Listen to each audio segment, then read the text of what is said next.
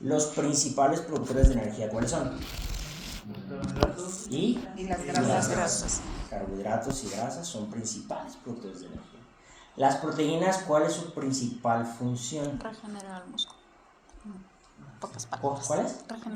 Regeneración muscular. No. ¿No? ¿Cuáles son las funciones de las proteínas? Bueno, del libro que tenemos. Funciones de las proteínas. ¿Sí? Bueno. Eso ¿De dónde es no la le importa? síntesis de tejidos. La síntesis de aminoácidos. La síntesis de aquí. No. El ser humano, ¿por qué está compuesto? Nuestro cuerpo, ¿por qué está compuesto? Principal componente es agua. Principal componente es agua. ¿Cuál es el segundo? No. Bueno, depende, ¿va? Músculo. No. ¿El sistema óseo? No. ¿Cuál es el segundo elemento que compone su cuerpo? ¿Órgano? No. Entonces.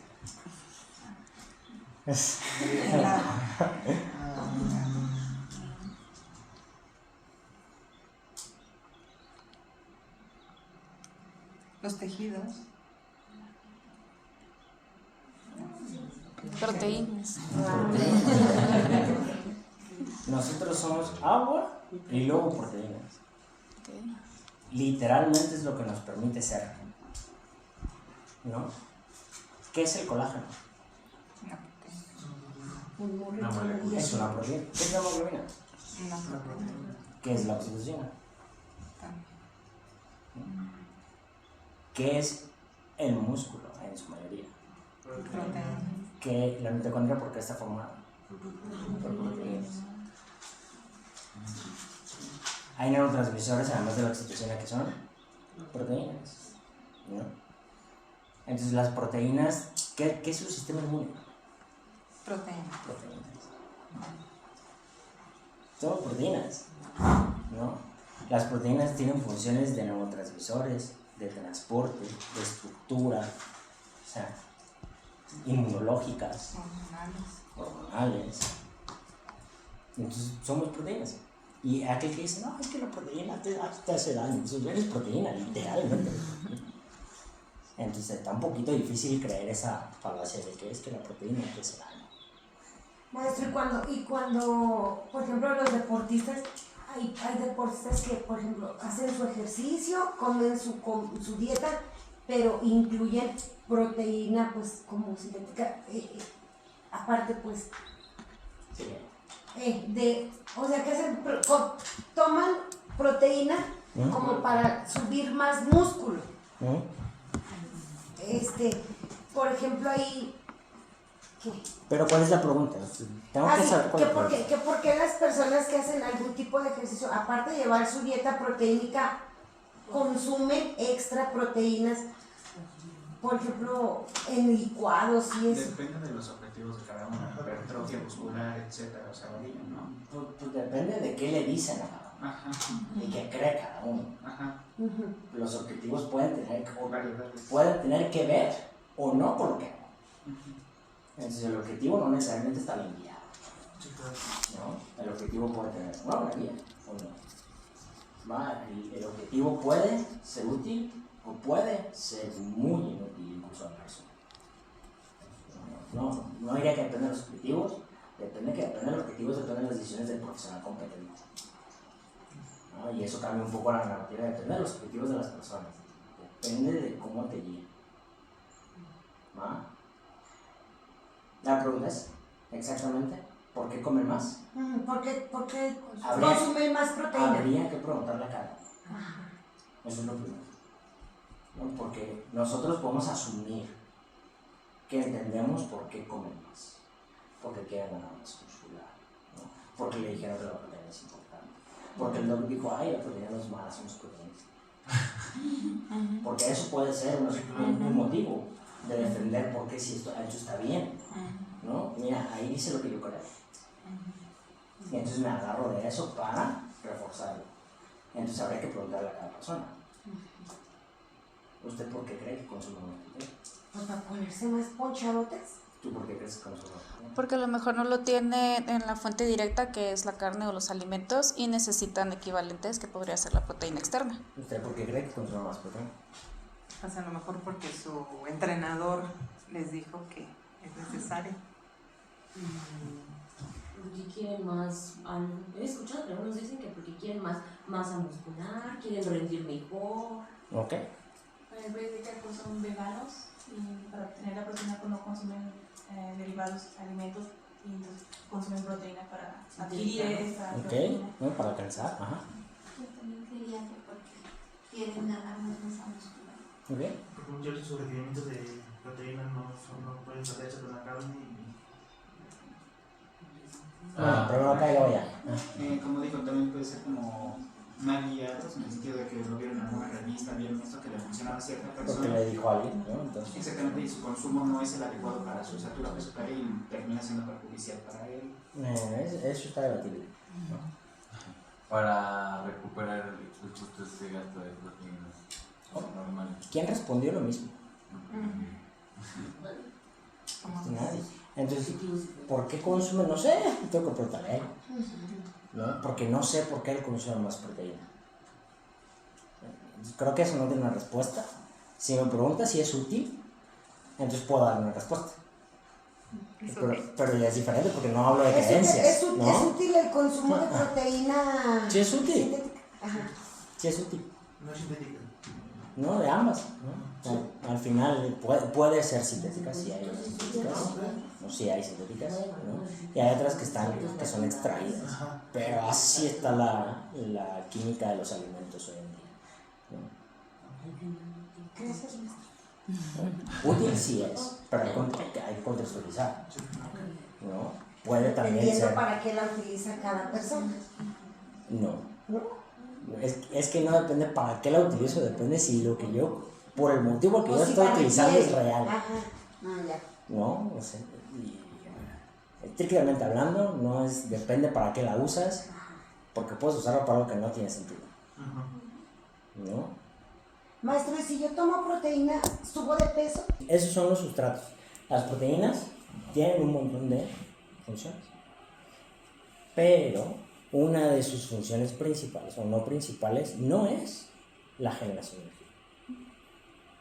Las proteínas no están para generar energía, están para hacer funciones biológicas que no están relacionadas con la energía, pero sí pueden participar en la generación de energía por procesos de desaminación y transaminación.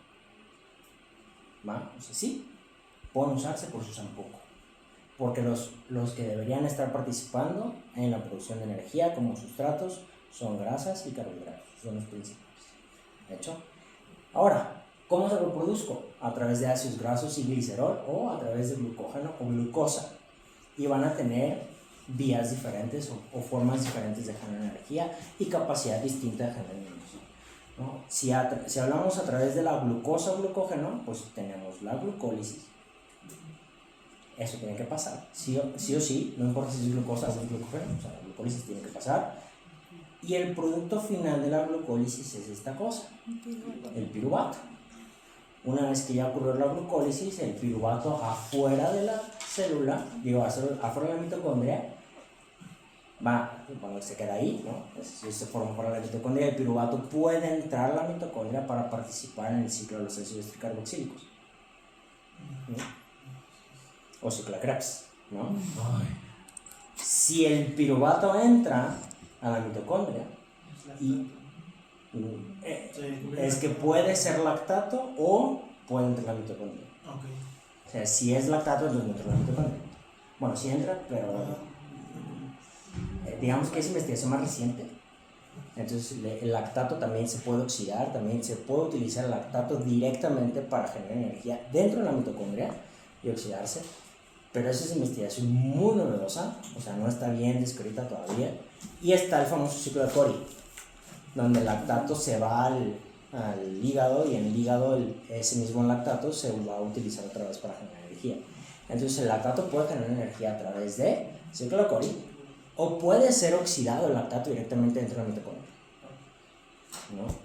Y entonces esos dos procesos son procesos importantes en la generación de energía, la famosa zona 2. ¿No? Pero bueno, eso se hubiera avanzado.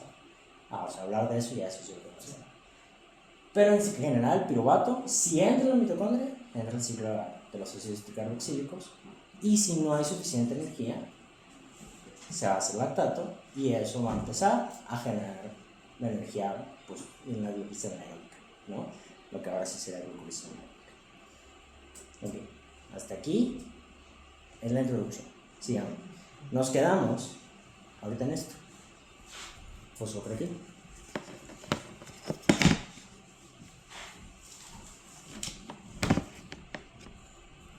Ok, entonces, la fosfocreatina.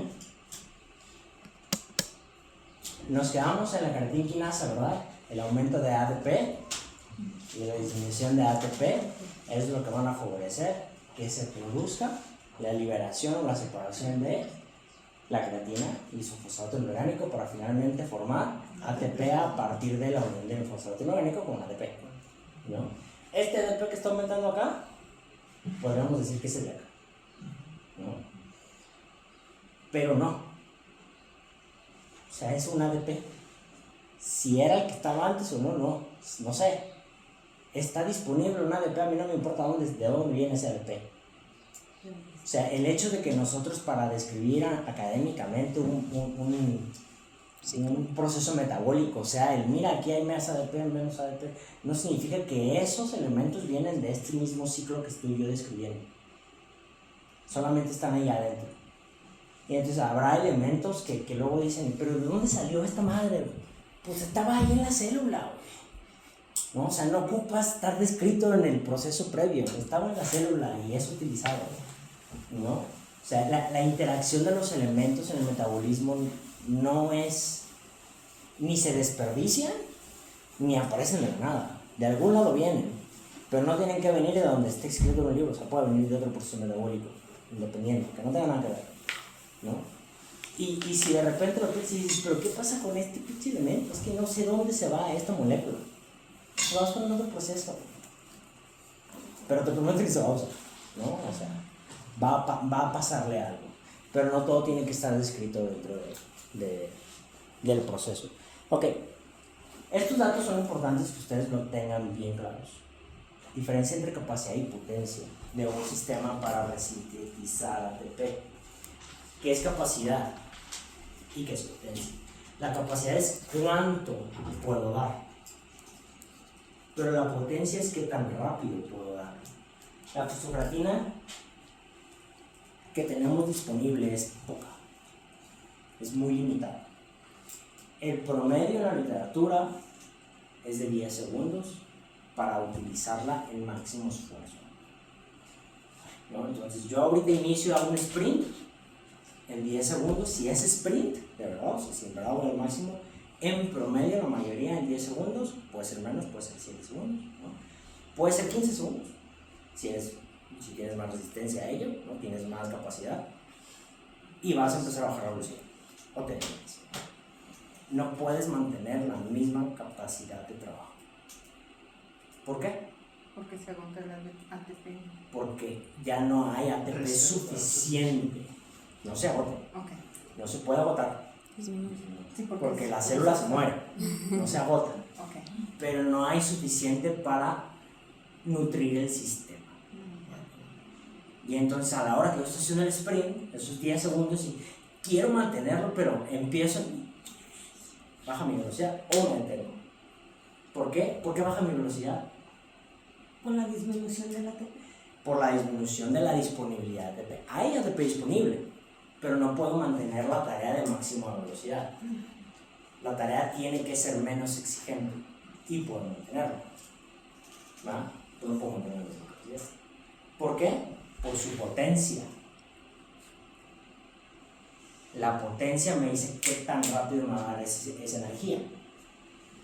Si se fijan, 2.3 moles de ATP por kilo de peso húmedo por segundo.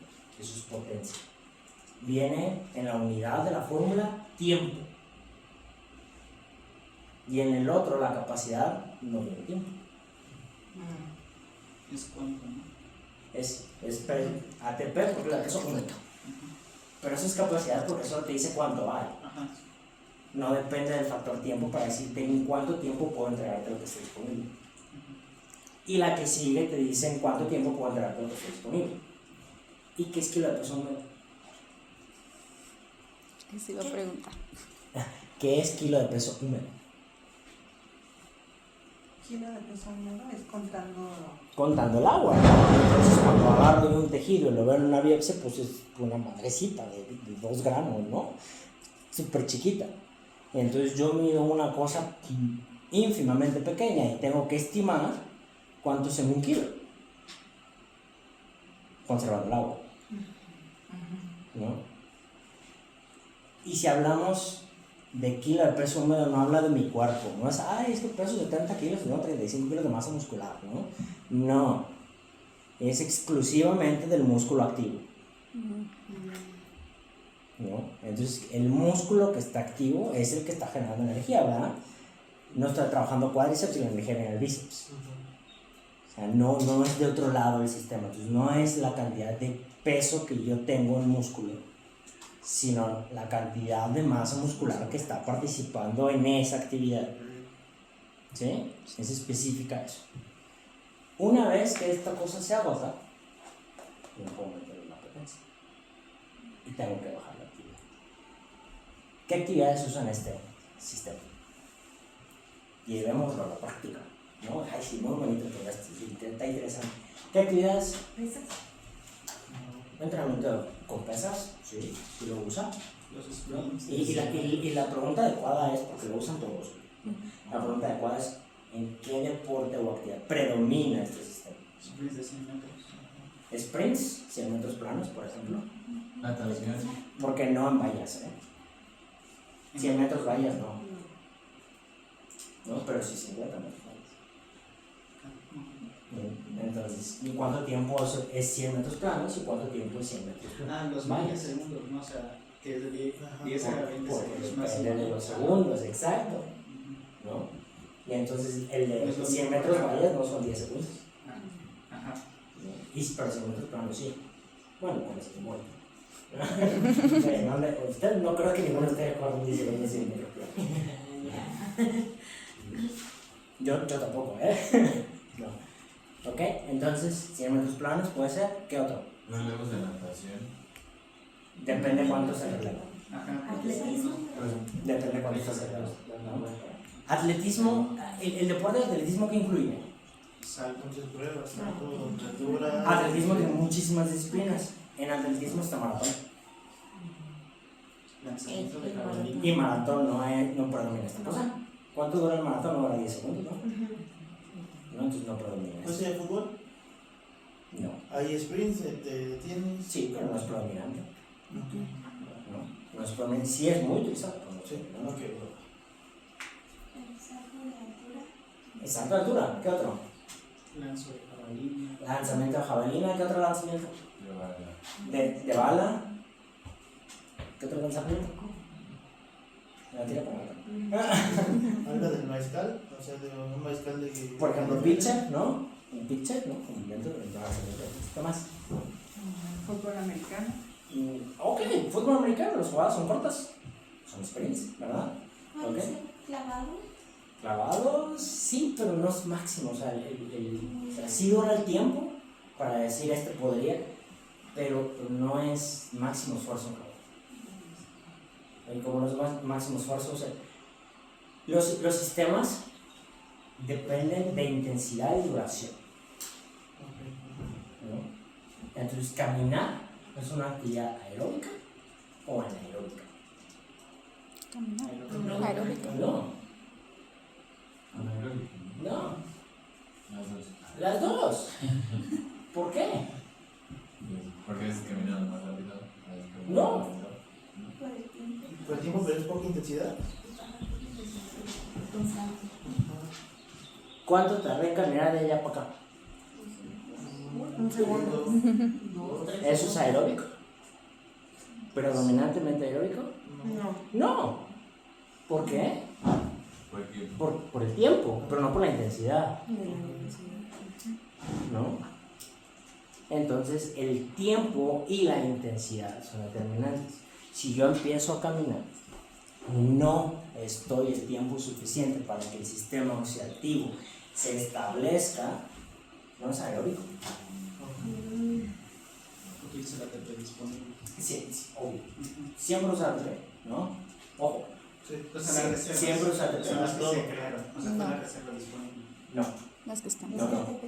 no, porque el sistema oxidativo tarda de 2 a 3 minutos en establecerse, No, en promedio. Entonces hay glucólisis. No es la reserva, no es lo que está disponible, porque la glucólisis ya inició, ¿no? Entonces el ATP libre nada más participa en el primer segundo. Por eso no nos complicamos si decimos sistema de fosfágenos, ATP libre y fosfocreatina. El sistema de fosfágenos y eso es ATP de fosfocreatina. Porque es un segundo de ATP. Nada, ¿no? Así. O sea, esto ya fue todo el ATP libre que estaba ahí en cuando empecé a caminar, y entonces la fosfocreatina entra porque es el resto de los 9 segundos en caso de ser máxima intensidad, ¿no? ¿Por qué? Porque puedo no agotar un sistema, pero sigue siendo predominante. Si yo empiezo a caminar, ahorita voy y hago mis 5 segundos de rondín, puede ser baja intensidad, pero el sistema que predomina es fosfocreatina. Por el tiempo. Por el tiempo, no por la intensidad, pero no lo estoy usando todo. ¿Dónde lo uso todo? Tengo que hacer el sprint para agotarlo. Si no hago el sprint, no me lo voy a acabar y le va a dar tiempo a otro sistema de establecerse, ¿no? Y entonces yo empiezo a caminar y pues aquí es ATP, pasan 10 segundos y ya se establece otro sistema y ya deja de ser fosfocreatina. Pero al principio sigue siendo fosfocreatina, aunque no sea máxima intensidad, pero no lo estoy agotando. ¿Sí? Hay quienes creen que la intensidad determina el sistema, pero el sistema se determina por el tiempo y la intensidad. Cuando voy en un maratón, o en 5.000 o en 10.000, vas usando sistema oxidativo, principalmente, es el que predomina. Pero el cierre,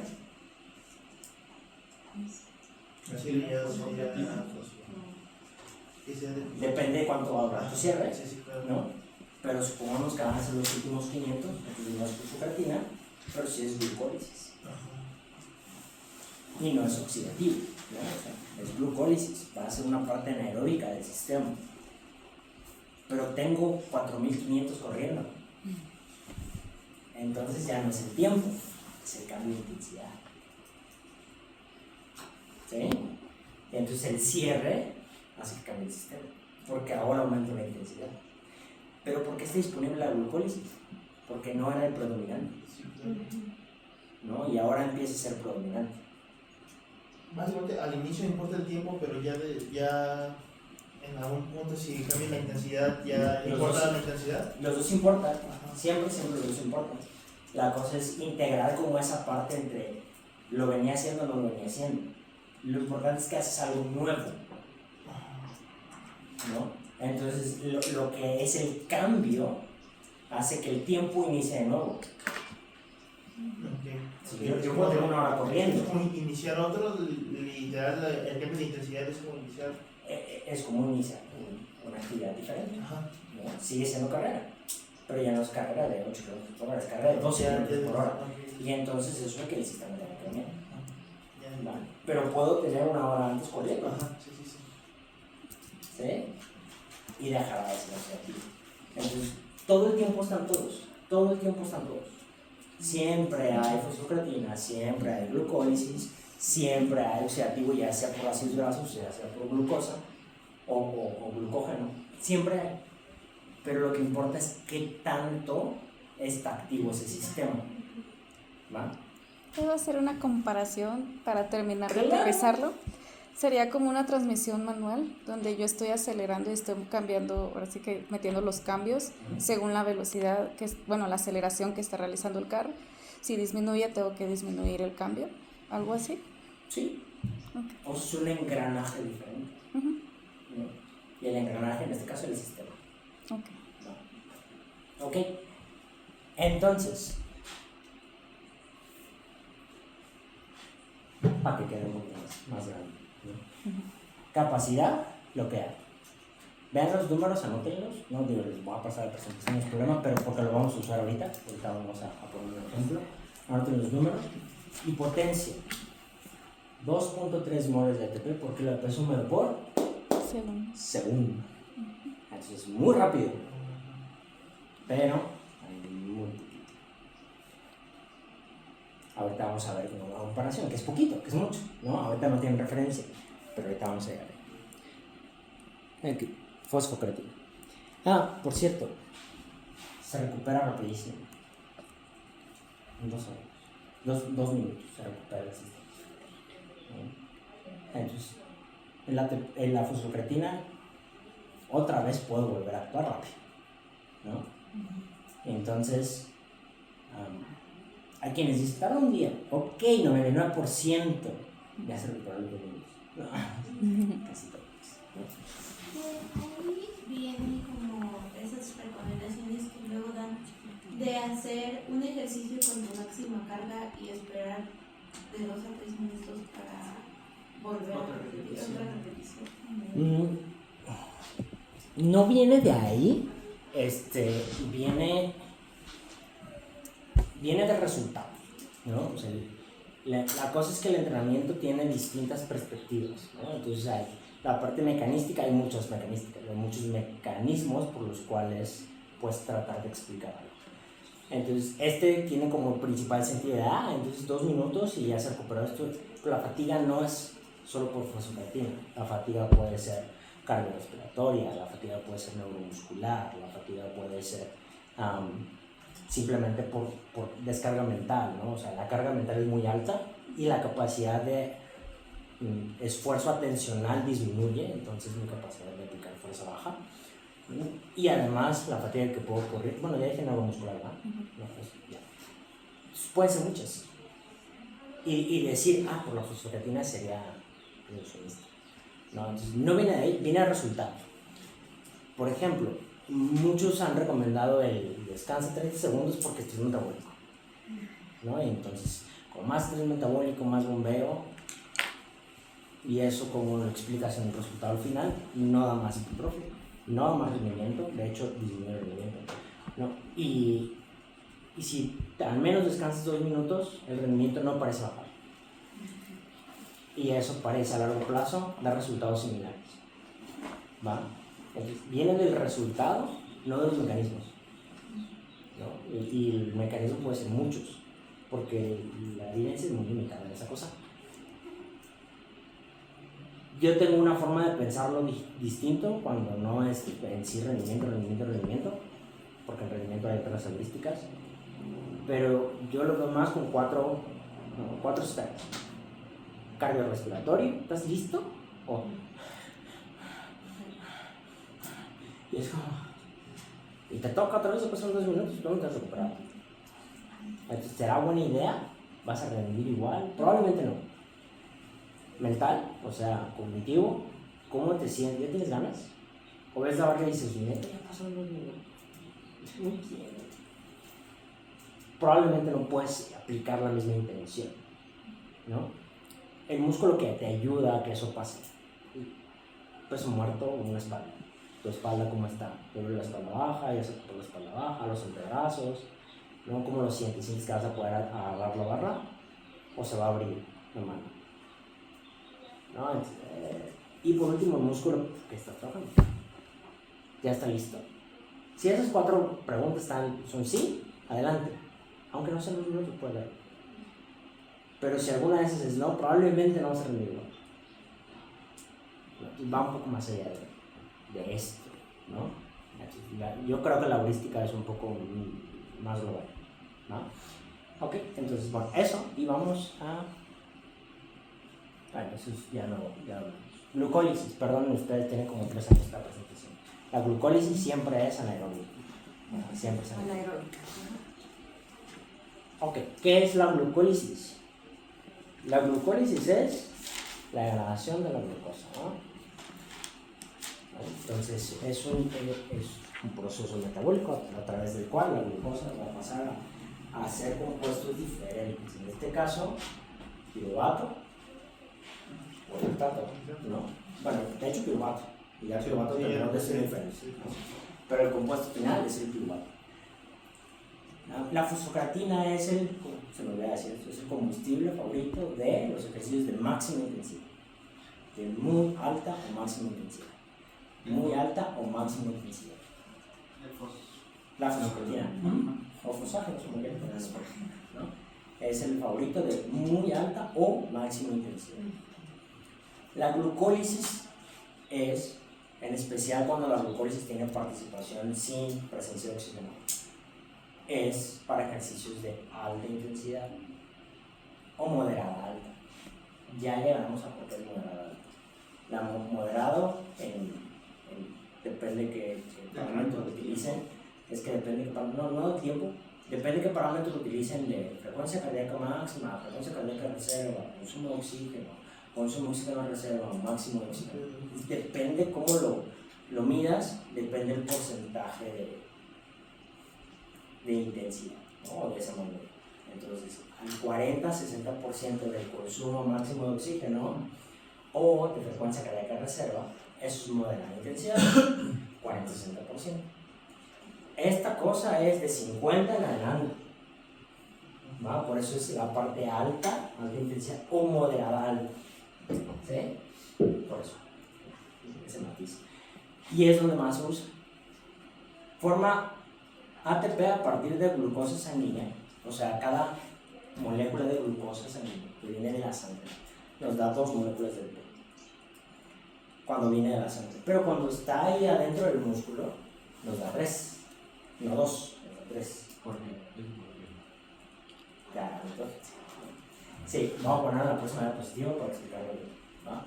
Entonces, te da 3 moléculas de ATP en vez de 2 moléculas de ATP. Puede culminar, o sea, el metabolismo de glucosa o glucógeno no culmina en lactato, culmina en piruvato, y eso ya puede hacerse lactato o puede entrar al ciclo de Krebs en forma de acetilcoenzima, ¿verdad? Y ahora sí, lo que me preguntabas, cuando la glucosa viene, o bueno, no es glucógeno, sino glucosa, la glucosa siempre viene de la sangre, y el otro es glucógeno y tendrá que degradarse. Es glucógeno y claro que fue glucosa y claro que será glucosa, ¿no? Pero sí, en el músculo lo que vive es glucógeno, ¿no? En el músculo lo que vive es glucógeno, ¿no? Entonces, cuando la glucosa viene por el torrente sanguíneo, al momento de entrar a la célula muscular, se va a unir con un fosfato y se va a convertir en glucosa 1-fosfato, ¿no? De hecho, glucosa es fosfato, ¿no? Y luego glucosa 1-fosfato para hacerse glucógeno, ¿no? Entonces, una vez que se une, entonces ese fosfato, ¿de dónde vino? De ATP. Y si ya usamos un ATP, no me puede dar 3, digamos, ¿no? O sea, en realidad el proceso de glucólisis en sí me va a dar 3, pero uso 1. Y como uso 1, pues el neto es 2. Por eso, pues, al final sí me da 3, pero el neto es 2 porque tuve que utilizar un fosfato para marcar a la glucosa. ¿Por qué marcar a la glucosa? ¿Dónde tenemos glucosa, o bueno, azúcar en el cuerpo? En la sangre. Almacenada en el hígado. Es glucosa en realidad, ¿no? Glucógeno hepático y glucógeno muscular, ¿no? Entonces el glucógeno, lo que está en la sangre, pues está dejando en la sangre. En la sangre tenemos más o menos, creo que 1 gramo por cada litro, no sé si, no me acuerdo bien, ahorita voy a poner una tabla, pero tenemos muy poquito por cada litro de sangre, ¿no? Y si hablamos de glucógeno hepático, tenemos más o menos 150 gramos por cada kilo de hígado, de glucógeno. Y el músculo más o menos 50 o 25. La cosa es que hay por cantidad de músculo, o sea, es menos la concentración, pero tenemos mucho más músculo que hígado, ¿no? Tenemos entre 1 kilo, 2 kilos y medio de hígado, dependiendo de tu tamaño, o sea, alguien de 1,50 como 2 metros, ¿no? Entonces depende de tu tamaño, depende de tu tejido hepático. pero eso multiplícalo por los 150 gramos que tenemos disponible de glucógeno en ese hígado. ¿Cuál es la función del glucógeno hepático? Especialmente durante el ejercicio, pero ¿cuál es la función del glucógeno hepático? Formar, bueno, es que se almacena y en el hígado. ¿Para qué? ¿De qué me sirve? Porque son reservas ¿Para qué? energéticas, ¿no? Para convertirlo ¿En qué? en glucosa ¿Para qué? para formar ATP, ¿no? No, para que sea usado también con ATP, ¿no? O sea, para que se pueda marcar también las ATP. ¿Cuál es la función del glucógeno hepático? No, pues ya está ahí, por eso es glucógeno hepático, porque ya está ahí.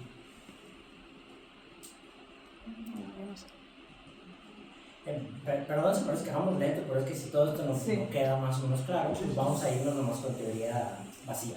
No, está súper bien. Dice que el glucógeno hepático funciona principalmente como una reserva de energía de acción rápida para mantener estables los niveles de glucosa en sangre. Está bien que tú lo busques, pero no le eches la culpa a lo que tú encontraste.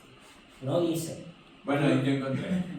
Tú lo leíste, sí. ¿no? Sí. Entonces, no le eches la culpa a lo que tú encontraste. Hazte responsable de lo que tú vas a decir, ¿no? Entonces, el libro dice novedades, ¿no? Lo que tú lograste captar, ¿no? Eso es lo que hazte responsable de lo que tú vas a decir. Sí, es mantener la glucemia. Entonces, la función del glucógeno hepático es mantener la glucemia. Entonces, en el hígado, aunque también tenemos glucosa 6-fosfato, glucógeno, tenemos una enzima que elimina esa unión de fosfato con la glucosa, ¿no? Por aquí está. La glucosa 6-fosfatasa. Fosfatasa, ¿no? La glucosa 6-fosfatasa. La glucosa 6-fosfatasa elimina ese fosfato y la glucosa puede salir a través del sanguíneo. En el músculo no hay glucosa 6-fosfatasa. Entonces, toda molécula que entra al músculo de glucosa nunca sale del músculo. Siempre está en el músculo. Ahí se queda. Ahí se queda. Y tiene que ser utilizada por el músculo. ¿Va? ¿Por qué importa hablar de esta cosa? ¿No? Así como ridículo. ¿Quién ha escuchado que si entrenas en ayuna, que más lo haces? Creo que la mayoría. Yo sí lo he escuchado. ¿Por qué?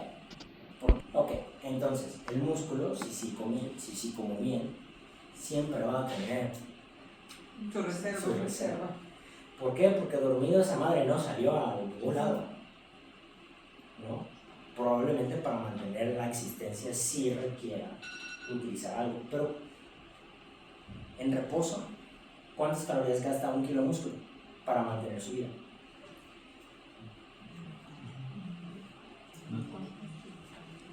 Pinches datos, ¿no? ¿Cuántas te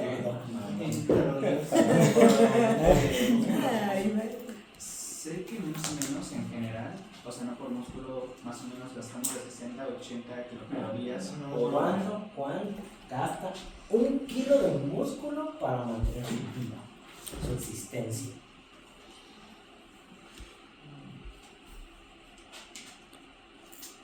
Más o menos, obviamente es un promedio, ¿no? Más o menos 13 calorías. 13 calorías. Un kilo de músculo. O sea que, ¿a qué voy? No, sí, el reposo. El reposo, ¿no? El reposo. ¿Qué es reposo? ¿Qué dijimos ayer que era reposo? Está indignado, ¿no? Está reclinado sin moverse. El reposo es importante. O moverse lo menos posible. Son 13 kilocalorías por hora, por día. No, por día. Por día. 13 calorías por día. O sea, ¿a qué voy con eso? Imagínense cuánto glucógeno vas a gastar dormido en la noche. O sea, nada, pues. ¿No? Saludos, vamos. Si te mueves mucho. Claro, no Si lo vas a das descargar, vueltas. ¿no? Entonces, esa idea de que vas descargado de glucógeno para. Si es que comiste carbohidratos. Entonces, justo. Espera, déjeme aterrizar una idea y ahorita regreso. ¿Ok? Entonces, quiere decir que yo puedo desayunar Ajá. y hacer el ejercicio posteriormente y voy a gastar en teoría lo mismo, ¿no? Para hacer el ejercicio. No. O sea, A no es ver, que se gaste lo, más. lo que gastes de calorías sí es el trabajo que realices. Sí o sí. Pero no tiene que ver con que si desayuné o No, desayuné. no, porque es trabajo, requiere esa energía. La energía... ¿Podemos hacernos más eficientes en una actividad? Claro. ¿Podemos gastar más energía haciendo una actividad? Claro, porque la dominamos. Y entonces al dominarla requerimos menos energía porque sabemos hacerlo más eficiente. Y los movimientos. ¿No? Y son- entonces podemos hacer visible más trabajo externo con menos coste energético. Pero el trabajo sí es un trabajo, ¿no? Y ese trabajo va a requerir esa cantidad de energía. ¿Cómo se distribuye? Depende de cómo el cuerpo aprende a manipular la eficiencia de ese ejercicio. ¿Sí? Entonces depende cómo te mueves, depende cómo coordinas, depende si tienes o no tiempo. Todo eso genera un gasto adicional o no. ¿Sí? Depende de la adaptación, básicamente. Depende de la habilidad motora, Ok. ¿no? Sí. ¿No? Entonces depende de que al final sí va a ser una parte de adaptación, pero depende de la habilidad motora en este caso. Entonces sí hacemos más eficiente algo, claro, ¿no? Pero lo que sea en tu contexto, o sea, que tú hagas, lo vas a gastar esa energía. Y esa energía son joules. Y esos joules los conviertes a calorías. O sea que sí es lo mismo. No importa si desayunas o no. ¿Qué sí puede importar? El rendimiento. Hay personas que sí, que necesitan desayunar. ¿Desayunar para entrenar? No necesitas desayunar para entrenar, ¿no? Pero podrían recomendarle a alguien que desayune para entrenar bajo circunstancias específicas. A lo mejor a un diabético, Paciente con diabetes. perdón, un paciente con diabetes. ¿Por qué? Porque sí se gastaron las reservas de glucógeno en el hígado, ¿no? Y no tiene glucosa a lo mejor suficiente por las horas de ayuno, ¿no? Antes de dar definitiva respuesta, explícame cómo llegaste a esa conclusión. Bueno, porque ellos generalmente llevan un tratamiento, pues no sé, puede ser con medicamento o a través de la insulina. Entonces, cuando llevan mucho tiempo de ayuno, sus niveles de glucosa bajan, ¿no? Y la actividad física, bueno, esa es mi forma de entenderlo, ¿no? La actividad física va a suponer un gasto de energía, obviamente. Entonces, según yo, hace que bajen más sus niveles de glucosa, porque pues durante la noche estuvieron de todos modos gastando su reserva. ¿Cuál es el problema? Bueno, durante la noche no tanto hacer No todo. No, problema, no va a reserva de nada. Okay. Pero ¿cuál es el primer problema? Más, ¿cuál es el problema del paciente que vive con diabetes? Lo de la diabetes en sí. ¿Qué hace mal el sistema? Que no está No se introduciendo al intracelular la insulina, No. aunque no produce. ¿Cuál es el No, o sea, pero todos terminan el mismo problema. Okay. ¿No? O sea, ¿dónde se origina el problema? Puede ser variable, pero ¿cuál es el problema? Ajá, sí. ¿Qué es la diabetes? Según yo, no se sintetiza la glucosa, ¿no? O sea, hay No. el nivel. No, eso no es. No tiene que ver con la síntesis de glucosa. Con la insulina, ¿no? No. Puede tener que ver con la insulina, pero no.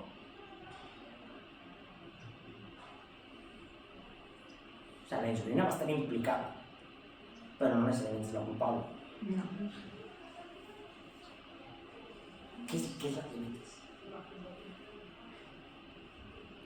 No tiene una definición fisiológica, tiene una definición operacional. ¿Qué es la diabetes?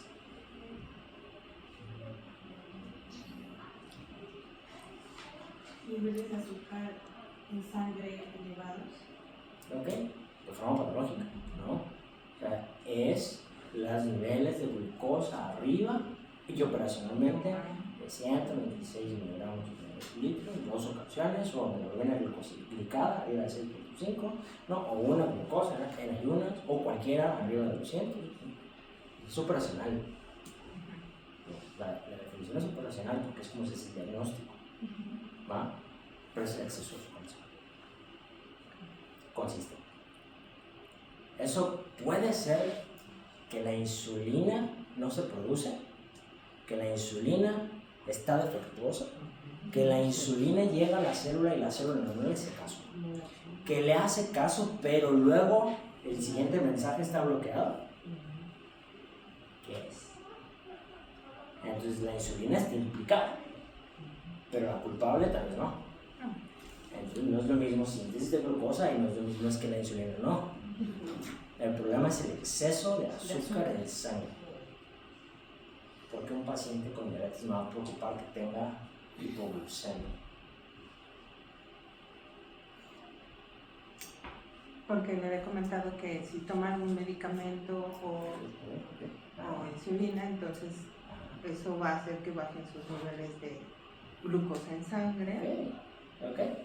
Pero entonces ya no tiene que ver con que usaron reservas, No. que ese fue el argumento inicial. Tiene que ver con el fármaco que utiliza, ¿verdad? Eso ha cambiado. La insulina, depende de qué insulina es la que utiliza, es si puede afectar o no. Y si es que usa la insulina, o si usa sitagliptina, o si utiliza glibenclamida, o qué usa, o usa un GLP-1. ¿Importa? Sí, importa un chingo, ¿no? Y lo vamos a ver el otro semestre, ¿no? Eso no es de este semestre. Pero el otro semestre vamos a ver diabetes y ejercicio y vamos a ver estrategias para prevenir la hipoglucemia durante el esfuerzo, ¿no? Pero eso no es de ahorita. Ok, entonces sí, el paciente con diabetes podemos recomendarle que tenga que desayunar dependiendo de qué va a hacer, tratamiento farmacológico, de qué tipo de ejercicio va a hacer, dependiendo de cuánto tiempo va a tardar, ¿no? ¿A qué otro? El esfuerzo que va a hacer. Sí, El claro, tipo de el tipo de ejercicio, ejercicio, ¿no? ¿no? ¿A qué otro paciente o a qué otro escenario podríamos recomendarle que desayune?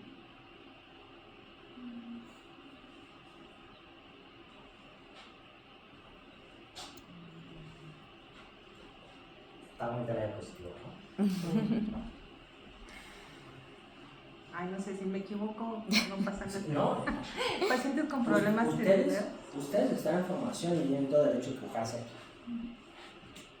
Aquí equivóquense. Para eso están, no tengan miedo. Sé que van a tener miedo. Y si yo respondo, no respondo porque ustedes, es que no saben, ¿no? Me va a preocupar por la participación, si el programa está normal ahorita, pero luego. ¿Por qué? Primero, ¿por qué tienes hipertiroidismo? ¿No? ¿Por qué? Pues primero tengo que saber por qué tiroidismo, ¿no? ¿Tiroiditis de Hashimoto o por qué? ¿No? ¿Último? ¿Por qué? No es apto. Y ese cliente llega conmigo, ese paciente llega conmigo y tú, yo no te veo hasta que te vean el endocrino. ¿No? No, y es que estoy usando remedios, pero entonces ve a otro lado. Tienes que ir con el endocrino. No hay otra línea.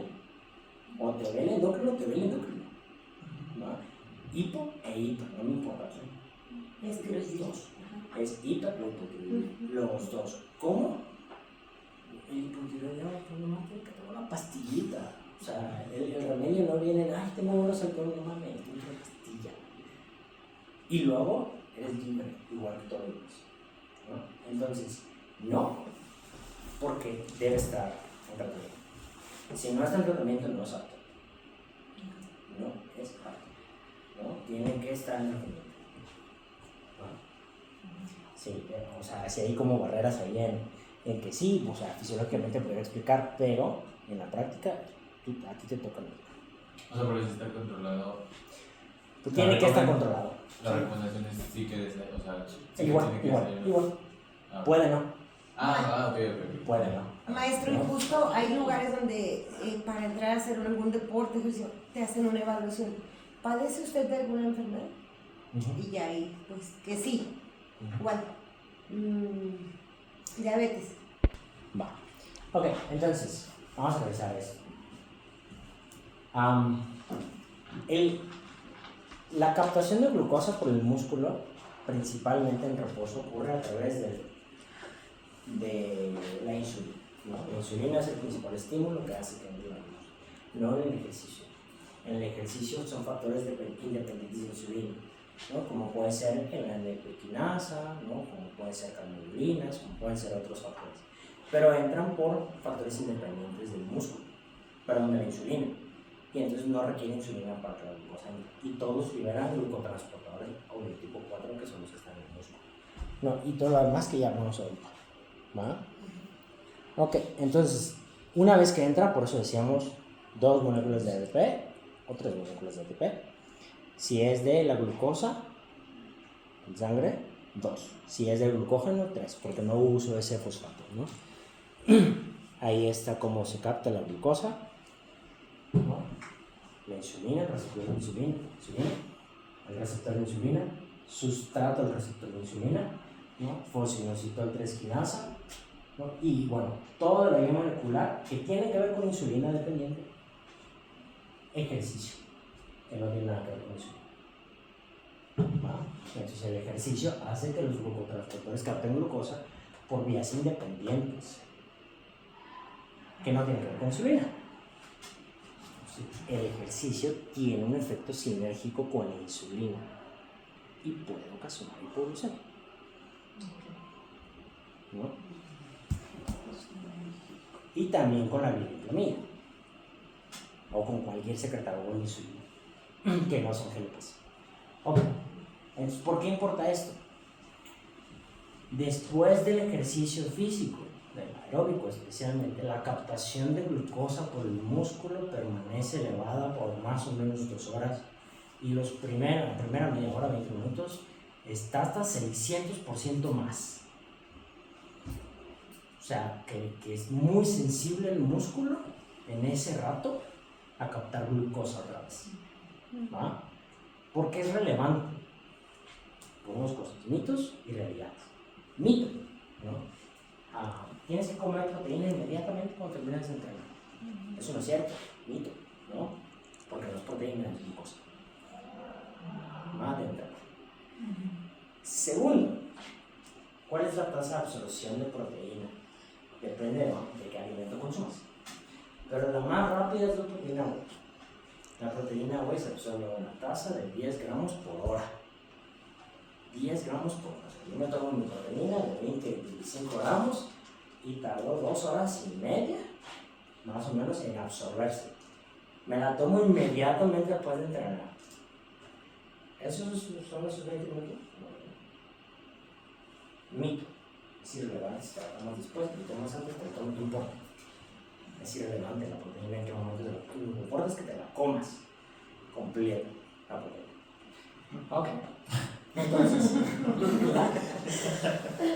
pero ¿por qué es importante? Aquí cae. ¿Por qué sí importa? Es decir, hay un reel de una chica que dice: ustedes me ven muy fitness y todo, pero no saben cuántos huevos me tengo que llevar a la boca. Pero la glucosa sí es relevante para quienes entrenan con más frecuencia que los recreativos. ¿Quiénes entrenan con más frecuencia? ¿Hasta cuántas veces al día? En promedio 2, ¿no? O sea, máximo 2 veces al día. La recuperación de carbohidratos no es un problema en tiempo de recuperación cuando pasan 24 horas. Entonces, si pasan 24 horas no importa, ¿no? O sea, entro a la mañana, no tengo restricción, puedo comer tranquilamente mi dosis de carbohidratos que me toca y voy a recuperar la cantidad de carbohidratos o de glucógeno muscular sin conflicto alguno, es suficiente. Pero si es de 12 horas, si voy a entrenar 10 horas más tarde o 12 horas, no es tiempo suficiente. Estos son ventanas de oportunidad. Aquí es donde los carbohidratos de rápida absorción, como la maltodextrina, la glucosa, azúcares simples, inmediatamente después de una sesión de entrenamiento, son útiles para recuperar glucógeno muscular y rendir en el entrenamiento de la prueba. ¿Sí? ¿Dudas? O sea, eso hablando de un atleta de alto rendimiento que entrena hasta 2 veces al día. Sí. Una persona que hace deporte pero que no es de alto rendimiento, también le podemos como recomendar que consuman carbohidratos o azúcares para una mejor recuperación muscular, por así decirlo. ¿Entrenando cuántas veces? Una, no solo una. O es irrelevante. Es innecesario. Ya. Es innecesario. Fisiológicamente no importa, psicológicamente no sé. ¿Cómo? Depende de quién tenga enfrente. Ok. Ya. ¿No? O sea, hay perfiles de atletas, perfiles de pacientes, hay perfiles. Y dependiendo cómo veas el perfil de la persona, vas a dar recomendaciones para su tranquilidad. ¿No? O sea, la forma de trabajo es tan amplia, excesivamente amplia, que puede dejar cosas. Ok, eso ya lo hablamos. Bueno, les decía, el producto final de la glucólisis es el piruvato, ¿no? El piruvato puede hacer lactato o entrar a la mitocondria y participar en el ciclo de los ácidos carboxílicos a través del ciclo de Krebs. Y entra como acetilcoenzima A, ¿va? Y bueno, ya, como coenzima A y luego ya pasa a ser acetilcoenzima A. Y luego, ciclo de Krebs. Aquí, ¿qué más me importa? Me preguntaba del lactato, ¿verdad? ¿Qué más me preguntaba del dolor muscular? ¿De qué? Del lactato. Del dolor muscular. Del ácido láctico, ¿no? No, ya Me adelanto. ¿No? Lactato o ácido láctico, ¿no? Lactato o ácido láctico. El ácido láctico estrictamente sí lo produce. Estrictamente hablando, sí se produce ácido láctico. Pero es muy ácido. Podría ser una amenaza para el entorno celular. Entonces, cuando se produce el ácido láctico, se quita un ion hidrógeno y queda lactato. El lactato tiene un hidrogenión y el ácido láctico tiene 2 hidrogeniones. El ácido láctico tiene 2 hidrogeniones. Esto sería una amenaza para la célula. Entonces, quita un hidrógeno y queda un lactato. Su vida media es menor de 1 milisegundo. Y entonces, como está del ácido láctico. Y entonces, como está pequeña, no se mide.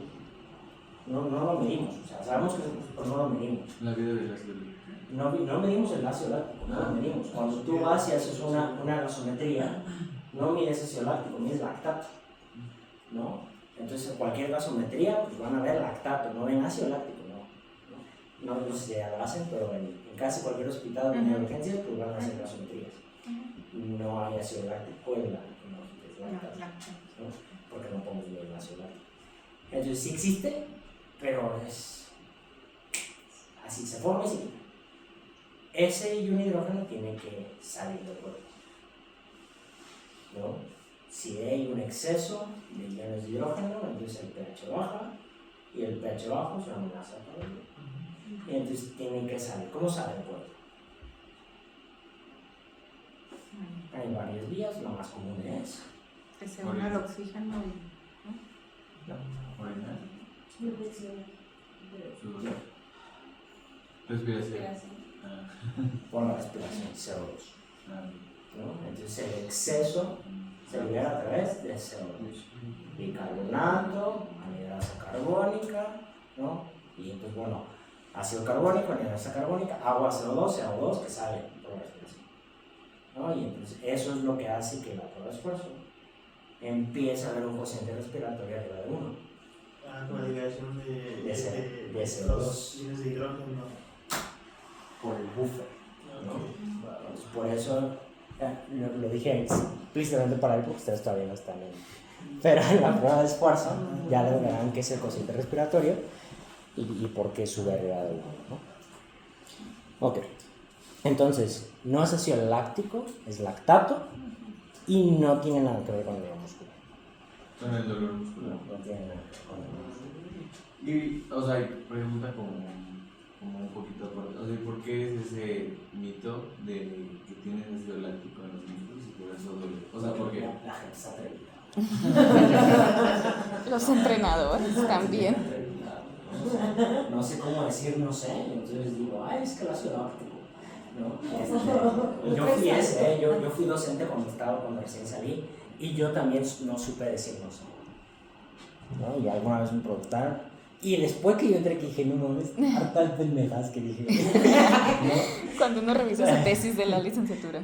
No, sí, o sea, harta cosas que dije, pero pues, yo fui eso. Yo puedo hablar por mí, no puedo hablar por los demás. Tal vez el otro cree que sí sabe porque sí lo leyó en algún lado, porque sí es escrito. Pero si es atrevido el que lo escribió, En Wikipedia. Sí vale la pena decirlo, si es atrevido el que lo escribió. Pero yo lo dije. Y lo dije porque no supe decir no sé. ¿No? Ok, entonces, ¿qué es lo que ocasiona el dolor muscular? Finalmente, lo que ocasiona el dolor muscular no está claro del todo. Está la teoría de que parece ser más un daño del uso muscular, que es una parte del sistema nervioso, que queda con daño, y además el dolor, el daño muscular que se genera en los discos Z, ya lo veremos también que es un disco Z, en caso que no sepan, de la fibra muscular y el edema posterior que se produce. Si alguna vez les ha pasado que están haciendo ejercicio y entonces sienten como, ay, y luego ya no pasa nada ahí, ¿ya? Entonces todo el día está bien y al siguiente, a los 2 días como que empieza a dolerme ese lugar, o sea, no es DOMS. Como que sí me lastimé, ok, eso es un edema que se fue estableciendo de una lesión muscular, ¿va? Y entonces al principio no dolía porque no había edema, no había inflamación, no había aumento de volumen, y ahora que aumentó volumen, que ya se acumuló líquido, que ya hay tensión, ya duele, ¿no? Lo mismo pasa, pero a niveles más pequeños, y eso, bueno, lo mismo se asume o se teoriza que pasa, pero no está claro. No hay un consenso, ¿no? Pero la más aceptada es por el uso muscular, ¿no? La más aceptada. Bueno, yo lo he notado más, por ejemplo, en la gente como yo, que casi no hace ejercicio y de repente hacemos ejercicio y estamos, pero es porque a lo mejor hicimos mal el ejercicio, ¿no? No. Porque no está acostumbrada a hacerlo. Por eso. ¿Qué nos dice el DOMS? ¿Por qué sale el DOMS? No qué lo produce, o sea, eso sería el mecanismo, ¿no? Sino qué evento de mi vida, de mi acción, no mecanísticamente, hace que se presente un DOMS. Unas agujetas, ¿no? Por aquí. ¿Qué es un DOMS? Dolor muscular, pues, Ok. De la Janssen Muscle Cells. ¿Qué hace que se presente un dolor muscular? Un movimiento inadecuado. No. Lesiones a nivel de las fibras. No. El músculo se presenta. La lesión del músculo. Está fácil asumir que es eso, ¿no? Hasta cuando terminas de entrenar una sesión que es más desafiante, ay, duele rico. Menos la espalda, pues duele la espalda, ay no, ya no vuelvo a hacer esto. Y el rey es lo mismo. ¿No? Puedo salir temblando las piernas, pero la espalda que ni me la toque. Y es igual que las piernas. O sea, está molida, no tiene nada. Sigue siendo cosa mala. Porque hay hipertrofia muscular, ¿no? Pero se han dicho todos los que entrenan, sin ofender a los demás, se han dicho todos eso de se siente rico hasta ahora. Sí. Estuvo bien el entrenamiento, sí sirvió. Se asocia a esa intuición. Es tan arraigada esa cultura del dolor después de entrenar, de sí trabajé. Trabajé bien, ¿no? Y no duele nada. Y nada. Lo hicimos mal. Por eso duele. No, tampoco. ¿Qué hace que duela? Novedad. ¿La qué? Novedad. El dolor muscular, la aparición tardía, indica novedad. Ya. ¿Es usted? Algo nuevo. Es algo nuevo. Y algo nuevo es cualquier cosa. Intensidad, rango de movimiento, pausas. Sí. No, es que el entrenador ahora me dijo que esté 2 segundos arriba del hip thrust. Y ay, estoy bien molido. Novedad. no un buen entrenamiento. Porque a lo mejor es de las primeras veces o la primera vez que lo hace y es algo nuevo para el Es organismo. novedad, ya. Ya pasa el tiempo y ya no duele, pues ya no es novedad. Exacto, ya no es novedad. Pero puede ese mismo ejercicio, o sea, novedad cuando lo pongo más músculo. Y entonces lo nuevo es la carga. Entonces es novedad, no un mejor entrenamiento. No es seña de progreso, es seña de novedad. Y ya. Entonces, si tenemos claro qué me puede decir el dolor muscular en predicción tardía, entonces puedo quedar tranquilo en que no pasa nada si no me duele después de entrenar. ¿No? De todas formas no tiene nada que ver con el trabajo. ¿Va? ¿Dudas?